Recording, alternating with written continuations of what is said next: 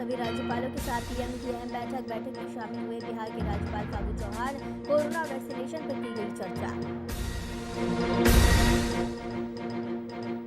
बिहार में नियंत्रण से बाहर निकलता कोरोना, 24 घंटे में आए 4,786 नए केस। राजधानी पटना में 36 इलाके बने हॉटस्पॉट।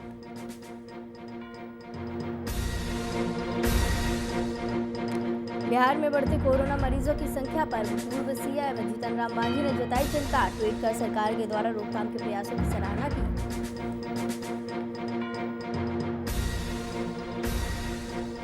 झारखंड सहित पूरे देश में मनाया जा रहा है सरहुल महापर्व। कोविड गाइडलाइन को ध्यान में रखते हुए मनाया जा रहा है पर्व। आदिवासी जनजाति के समुदाय करेगा पूजा अर्चना।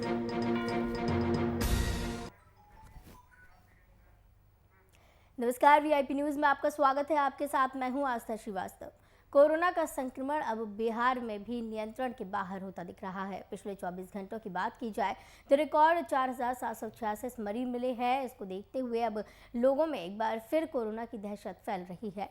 बिहार में एक्टिव मरीजों की संख्या अब 23,724 के पार पहुंच गई है। सबसे खराब हालत पटना में है, जहां करीब 36 इलाके हॉटस्पॉट बन चुके हैं और यहां पर कोरोना की चपेट में सैकड़ों लोग हर दिन आ रहे हैं। पटना में पिछले एक दिन में 1,483 नए कोरोना संक्रमित मिले। तो वहीं बात की जाए गया की, तो यहां पर 334 मरीज मिले। लगातार बढ़ते मरीजों की वजह से अस्पतालों में बेड फुल है, जिसको लेकर अब पटना के जिलाधिकारी चंद्रशेखर सिंह ने 14 अतिरिक्त निजी अस्पतालों को भी कोविड मरीजों के लिए चिन्हित किया, जिसमें कुल 199 बेड की क्षमता होगी। अब पटना में 47 प्राइवेट अस्पतालों में 985 बेड की क्षमता होगी।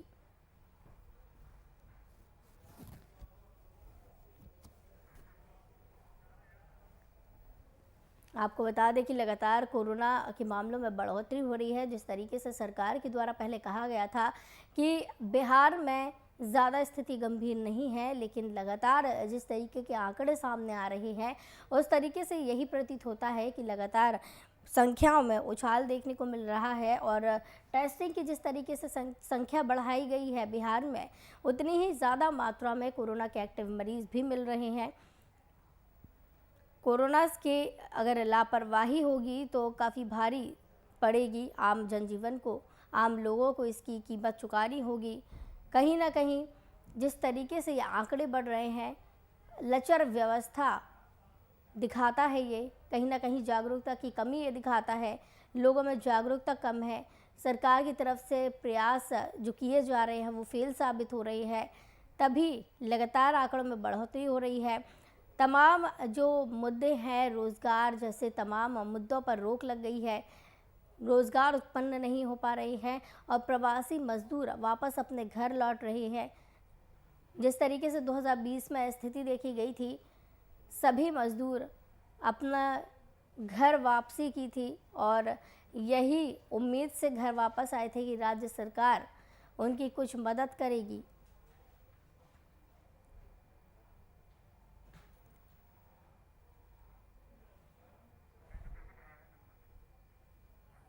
बिहार में लगातार कोरोना बेकाबू होता जा रहा है। आपको बता दें कि 24 घंटे में 4,786 मरीजों के साथ रिकॉर्ड टूट गया है। और अगर बात की जाए पूरे देश की, भारी संख्या में जिस तरीके से कोरोना के नए मामले निकलकर सामने आ रहे हैं, कहीं ना कहीं चिंताजनक स्थिति पैदा करने वाली है। एक बार फिर से कहीं ना कहीं 2020 की स्थिति देखने को मिल रही है। इस दौरान 2020 में इस संख्या पर इतनी भारी मात्रा में जब मृत्यु दर हो रही थी, कोरोना संक्रमित मरीज पाए जा रहे थे, तब लॉकडाउन लगा दिया गया था। लेकिन आज अभी तक ये कुछ देखने को नहीं मिला है। लगातार संख्या में बढ़ोतरी हो रही है, लगातार नए नए मरीज सामने आते जा रहे हैं, लेकिन सरकार ने अभी तक इस तरह का फैसला नहीं लिया। बीते साल सरकार की तरफ से कहा गया था कि कोरोना महामारी का सामना करने के लिए तैयार हैं, तैयारी करेंगे। लेकिन आज एक साल बाद भी वही स्थिति देखने को मिल रही है। दहशत इससे फैल रही है। एक्टिव मरीजों की संख्या 23,724 पार पहुंच चुकी है। इस खबर की तमाम जानकारी के लिए हमारे साथ संवाददाता कुमार गौतम जुड़े हुए हैं। गौतम, जिस तरीके से बिहार में रफ्तार बढ़ रही है कोरोना के मामलों की, नए संक्रमित मरीज सामने आ रहे हैं, भारी संख्या में मृत्यु दर भी देखने को मिल रही है। लगातार जिस तरीके से आंकड़ा बढ़ता ही जा रहा है और स्थिति गंभीर हो रही है। बिल्कुल, देखिए जो ताजा आंकड़े हैं वो बहुत ज्यादा चौंकाने वाले हैं। जिस तरह से लगातार मंगलवार को और बुधवार को जो रिपोर्ट आई है उसके मुताबिक स्थितियां बहुत बेहद खराब होती जा रही है बिहार की, और स्वास्थ्य विभाग और सरकार के साथ साथ आम लोगों की चिंताएं अभी इस तरह है, क्योंकि आप विश्वास नहीं करेंगे कि स्थिति इतनी नाजुक होती जा रही है कि 3 दिनों के अंदर कोरोना पेशेंट की मौत, मतलब एडमिट होने के 3 दिनों के अंदर ऐसे कई केसेस हैं जो भर्ती होने से ठीक 2 दिन 3 दिन के अंदर उनकी मृत्यु हो रही है। और एक समय था जब यहाँ पे लगने लगा था कि बिहार के अंदर जो इम्यून पावर है, प्रतिरोधक क्षमता है, वो तेज है, मगर बहुत दुखद स्थिति है इस वक्त बिहार के अंदर। और हजारों हजार की संख्या में जो जांच हो रहे हैं उसमें ज्यादातर कोरोना पॉजिटिव का निकलना, फिर उसके बाद अचानक से उनकी तबीयत खराब होना, उनको भर्ती करना, और अब तो अस्पताल के अंदर बेड नहीं है। सबसे बड़ी बात यह है कि इलाज के लिए अब बेड की समस्या सबसे बड़ी समस्या है। बेड फुल हो गए हैं, और कल जिस तरह से वीआईपी की टीम शमशान घाट के रिपोर्ट बना रही थी। जी गौतम, जिस तरीके से 4,786 मरीजों की अभी तक पुष्टि की गई है 24 घंटे के अंदर कोरोना संक्रमित का, तो आज देखा जाए तो इतनी भारी संख्या में अभी बीते कुछ दिनों से ही मामले आ रहे हैं। होली के बाद से ये पूरा उछाल देखने को मिल रहा है। बिल्कुल, होली के बाद से जैसे ही लोगों ने बाहर से आने का सिलसिला शुरू किया, सरकार ने भी 2-3 दिनों तक लेट निर्णय लिया और बहुत लेट से लेट नाइट कर्फ्यू की व्यवस्था की गई। तब तक बहुत कुछ हो चुका था बिहार के अंदर। आपको मैं बता दूं कि लोग नहीं मान रहे थे, लोग नहीं समझ रहे थे, ना तो सरकार को इस बात का इल्म रहा, सरकार दूसरे राज्यों को देख रही थी।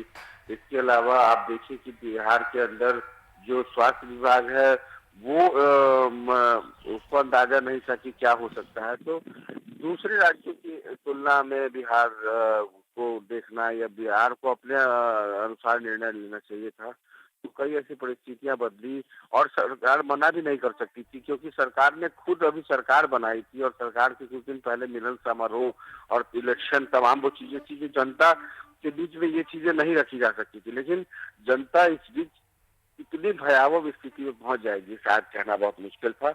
और अब तो स्थितियां इतनी नाजुक होती जा रही है आस्था कि परिवार का सदस्य हर घर के बगल का दूसरा तीसरा घर का जो सदस्य है वो कोरोना पॉजिटिव निकल रहा है। जी बिल्कुल गौतम, और कहीं ना कहीं जनता को भी बताने की जरूरत है कि इतनी भयावह स्थिति ये देखने को मिल रही है, और सरकार को भी तमाम प्रयास करने की जरूरत है। लेकिन इस दौरान देखा जा रहा है कि सरकार की तरफ से इस पर ध्यान दिया तो जा रहा है, लेकिन कोई सख्त कदम नहीं उठाए जा रहे हैं। जबकि सरकार की ही तरफ से कभी कोई दौरे पर जाता है, कृषि मंत्री कल गए हुए थे, उप मुख्यमंत्री गए हुए थे, तो इस तरीके के जो हो रहे हैं दौरे हो रहे हैं इस तरीके के, तो इसका जनता के ऊपर तो प्रभाव पड़ रहा है। देखिए प्रभाव तो पूरे, आप अगर देखिए पूरे देश की क्या स्थिति है इस वक्त। प्रधानमंत्री नरेंद्र मोदी पश्चिम बंगाल में इलेक्शन करते हैं। पूरे देश की जनता ये जानना चाहती है कि प्रधानमंत्री एक तरफ ये कहते हैं कि देश में कोरोना की स्थिति है, सोशल डिस्टेंसिंग का पालन करे, मास्क पहने, सैनिटाइज करे, और वही प्रधानमंत्री एक तरफ पश्चिम बंगाल में अपनी सरकार बनाने के लिए भारतीय जनता पार्टी की तरफ से प्रचार करते हैं। तो एक व्यक्ति का ये दोहरा चरित्र कैसे सामने आता है, जनता सब जान रही है। पश्चिम बंगाल में जब चुनाव हो रहे हैं, जिस बिहार में मौत के आंकड़े बढ़ रहे हैं, जिस बिहार में लगातार कोरोना का ग्राफ बढ़ रहा है, हर दिन नए नए आंकड़े हो रहे हैं, उसी के बगल में पड़ोसी राज्य में बिहार के अंदर क्या सरहद पार कर जाने के बाद वहाँ इलेक्शन है तो वहाँ कोरोना नहीं है, वहाँ आंकड़े नहीं है, ये जनता जानना चाहती है। दूसरी बात आप देखिए कि इस वक्त कुंभ में हजारों हजार लाखों लाख लोग वहाँ कुंभ में स्नान कर रहे हैं। तो ऐसी स्थितियां देश के अंदर कई राज्यों के अंदर है। महाराष्ट्र के अंदर एक तरफ जहाँ मौत के आंकड़े बढ़ रहे हैं, शमशान घाट पर जो लकड़ी जलाने की व्यवस्था, अंतिम संस्कार की व्यवस्था है, वहां पर जो है जगह नहीं मिल पा रहा है। और वहाँ जी देश के कई ऐसे जगह है जहाँ पर प्रधानमंत्री मुख्य और गृह मंत्री भाषण दे रहे हैं, जी वहाँ पर जनता के आने पे खुश हो रहे हैं, वहाँ कह रहे हैं कि आपकी लाखों संख्या में आने पर मैं बहुत खुश हूँ,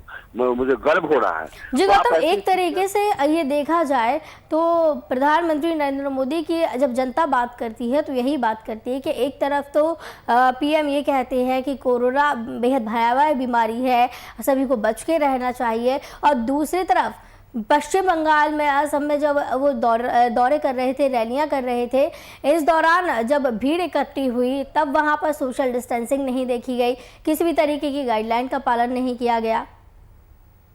मैं कहता हूँ यह पूरी दुनिया जानना चाहती है इस वक्त भारत की कि इलेक्शन के दौरान कोरोना नहीं होता है क्या। आज स्कूल कॉलेजेस बंद है, बच्चों के तमाम स्कूल कॉलेज बंद है, छात्र के कोचिंग संस्थान बंद है, आपने 7 बजे से नाइट कर्फ्यू लगा दिया। ये सारी चीजें क्या ब्रिज ट्रेन को तोड़ सकता है क्या? नहीं तोड़ सकता। इसलिए नहीं तोड़ सकता है क्योंकि आप पूरे देश की एक जैसी जब तक स्थिति नहीं होगी, आप एक राज्य में अगर कर दिए, फिर वहां से आप महाराष्ट्र में आपने मान लीजिए लॉकडाउन लगा दिया या आपने नाइट कर्फ्यू लगा दिया, और वहां से आप ट्रेन भर भर के बिहार भेज रहे हैं, क्यों आप वही व्यवस्था नहीं कर लेते? क्यों आप वहां पे सिस्टमैटिक नहीं कर लेते? क्यों आप परेशानी बढ़ा रहे हैं?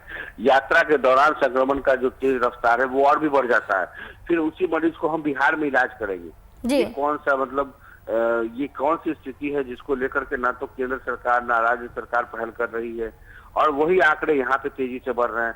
मतलब जो स्थिति महाराष्ट्र की है, यात्रा के दौरान तमाम राज्यों से होकर के जो बिहार पहुंचेंगे, और बिहार के अंदर जो वर्तमान स्थिति है, अगर बिहार में वही उनको फिर आइसोलेशन और होम क्वारंटाइन और फिर उनको बेड मुहैया कराएगी बिहार सरकार, और उसको जो डॉक्टर है, जो डॉक्टर और मरीज, डॉक्टर और जो स्वास्थ्य कर्मचारी हैं, उनकी संख्या कम पड़ जाएगी अगर ऐसी। गौतम, बीते दिनों पहले एक बयान जो हैदराबाद सांसद AIMM के अध्यक्ष है उनके द्वारा जारी किया गया था, उन्होंने बातचीत करते हुए कि ये बात कही थी कि 2 मई के बाद जब रिजल्ट आ जाएंगे पश्चिम बंगाल से, असम से और तमाम जगह जहां पर चुनाव है, उसके बाद वहां पर पूरे देश में लॉकडाउन लगा दिया जाएगा, प्रधानमंत्री फिर लॉकडाउन लगा देंगे। देखिए आस्था, एक बात बहुत साफ है, इस पर जनता आर और पार के मूड में। जनता इस चीज को भली भांति समझ रही है कि कोरोना के साथ जीना है, कोरोना के साथ मरना है। नेताओं के, बड़े अधिकारियों के, ब्यूरोक्रेट्स के, या जिस तरीके का सिस्टम पूरे देश में चल रहा है इस वक्त, उससे कोई फायदा नहीं है। आम जनता मरती है, आम जनता मरेगी, और आम जनता का यही हश्र होगा। आप देखिए कि बिहार ही नहीं, पूरे देश में इस वक्त जो आंकड़े हैं इतने चौंकाने वाले हैं, जो बेहद संगीन, बेहद मतलब गंभीर ये आंकड़े हैं। लगातार जिस तरह से ये आंकड़े बढ़ रहे हैं, आज नहीं तो कल 2 मई का इंतजार कोई नहीं करने वाला है।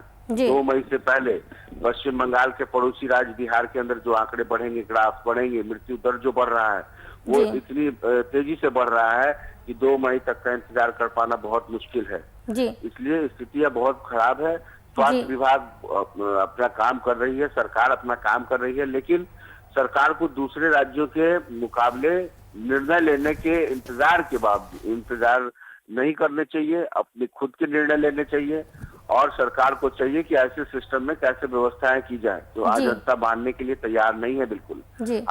आपको धरातल के अंदर अगर कल की जो रिपोर्ट है शमशान घाट की, वो देखिए, जहां पर शमशान घाट के पास जो बिजली का इलेक्ट्रिक जो शब्दागृह है, विद्युत शब्दागृह कहते हैं उसको, बांस घाट पे, वो लाशों के ढेर पर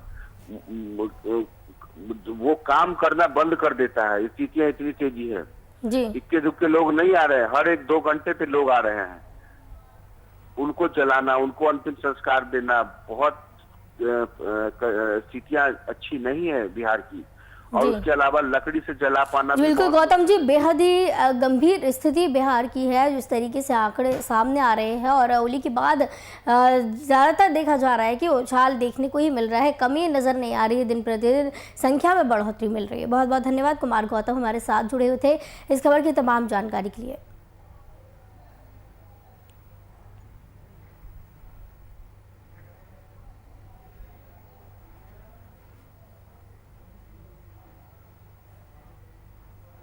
झारखंड में बुधवार का कोरोना के सारे रिकॉर्ड ध्वस्त हो गए। एक दिन पहले यानी मंगलवार को 2844 संक्रमित मिलने के बाद आज बुधवार को राज्य में 3198 कोरोना संक्रमित पाए गए, जबकि 31 कोरोना मरीजों की आज मौत हो गई। आज मिले 3198 नए केस के साथ झारखंड में संक्रमितों का आंकड़ा बढ़कर 1,47,792 हो गया, जबकि एक्टिव मरीजों की संख्या बढ़कर अब 18,524 हो गई है। रांची में आज सबसे अधिक 1273 नए संक्रमित मिले हैं। पश्चिमी सिंहभूमि में 368, बोकारो में 130, चतरा में 22, देवघर में 100, धनबाद में 160, दुमका में 88, गढ़वा में 66, गिरिडीह में 15, गोड्डा में 43, गुमला में 66, हजारीबाग में 127, लोहरदगा में 44, पाकुड़ में 19। और जिस तरीके से लगातार कोरोना मामलों में बढ़ोतरी हो रही हो, जिस तरीके से तमाम जिलों में ये जो आंकड़े देखने को मिल रहे हैं, बेहद ही गंभीर स्थिति पैदा करने वाले ये आंकड़े हैं।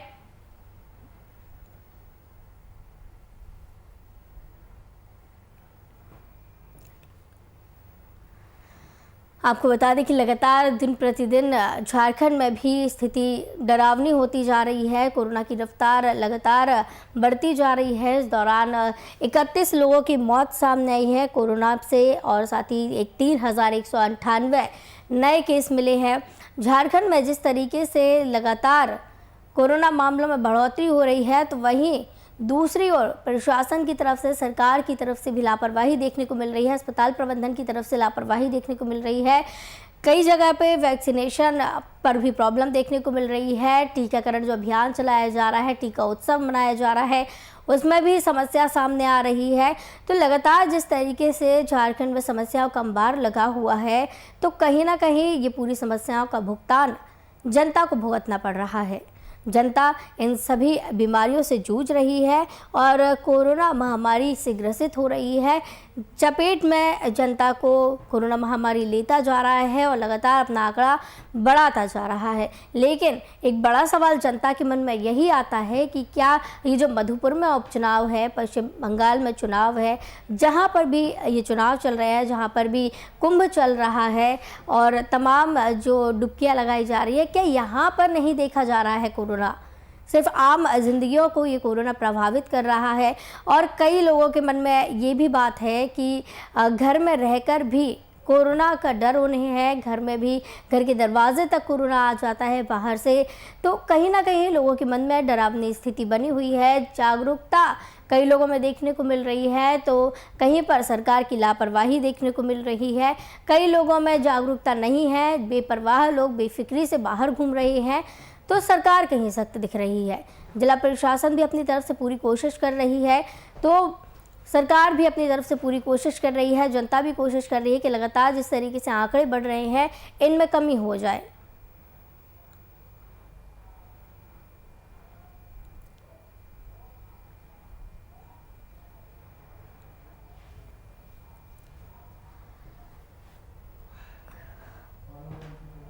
आपको बता दें कि कोरोना की एक दूसरी लहर बेहद ही खतरनाक साबित हो रही है। जिस तरीके से ये आंकड़े बढ़ा रहा है, पहली लहर जो कोरोना की आई थी, महामारी जब कोरोना की आई थी, तब से लेके आज तक अगर देखा जाए तो बीच में कुछ राहत मिली थी जनता को, जिस तरीके से सख्ती से पालन किया जा रहा था। इस खबर की तमाम चर्चा के लिए हमारे साथ ब्यूरो चीफ राजीव रंजन जी जुड़े हुए हैं। राजीव जी, झारखंड में जिस तरीके से स्थिति देखने को मिल रही है, इस दौरान जनता सिर्फ एक सवाल पूछ रही है, क्या ये सिर्फ आम जिंदगियों को प्रभावित करेगा? जो उपचुनाव है, जो चुनाव है, जहाँ कुंभ है, जहाँ पर डुबकियाँ लगाई जा रही हैं, यहाँ पर नहीं प्रभावित करेगा? क्या सिर्फ ये आम जिंदगियाँ ही उजाड़ेगा?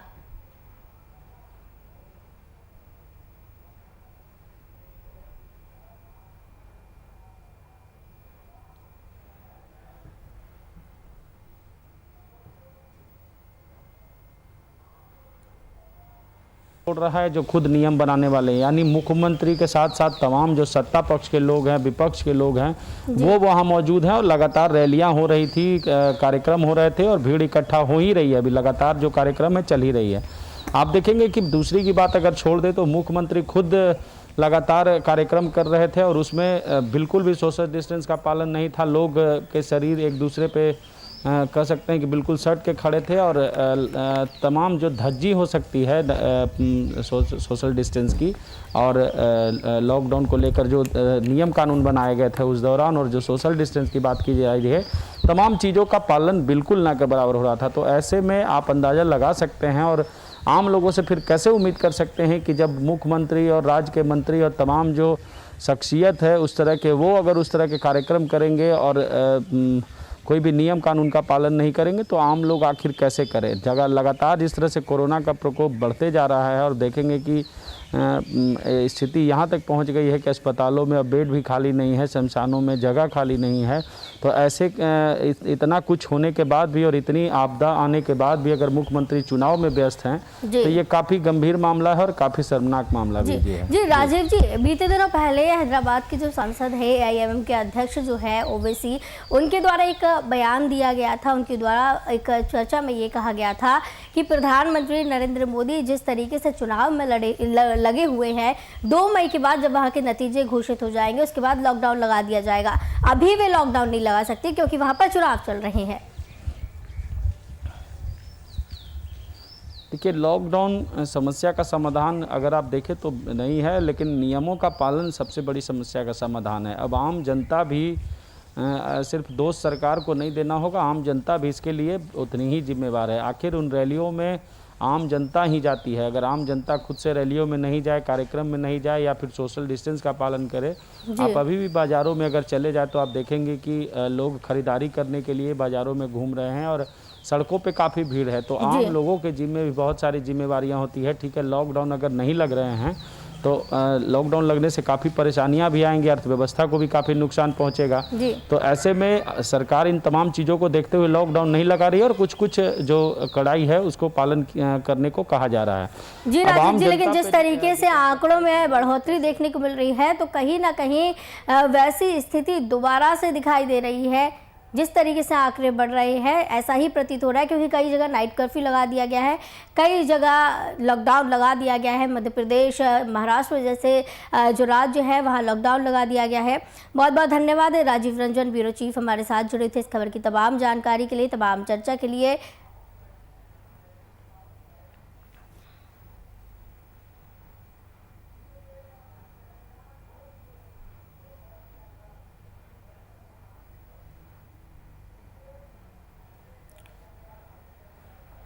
तो जिस तरीके से कई जगहों पर लॉकडाउन लगाया गया है, महाराष्ट्र हो, मध्य प्रदेश हो, कई ऐसे राज्य हैं जहां पर लगातार वृद्धि कोरोना मामले की हो रही थी, जिसके चलते लगा दिया गया है लॉकडाउन और कई जगह पे नाइट कर्फ्यू लगा दिया गया है ताकि कुछ राहत कोरोना से मिल सके। लेकिन ये नाइट कर्फ्यू, लॉकडाउन क्या इसका समाधान है, ये एक बड़ा सवाल उठता है।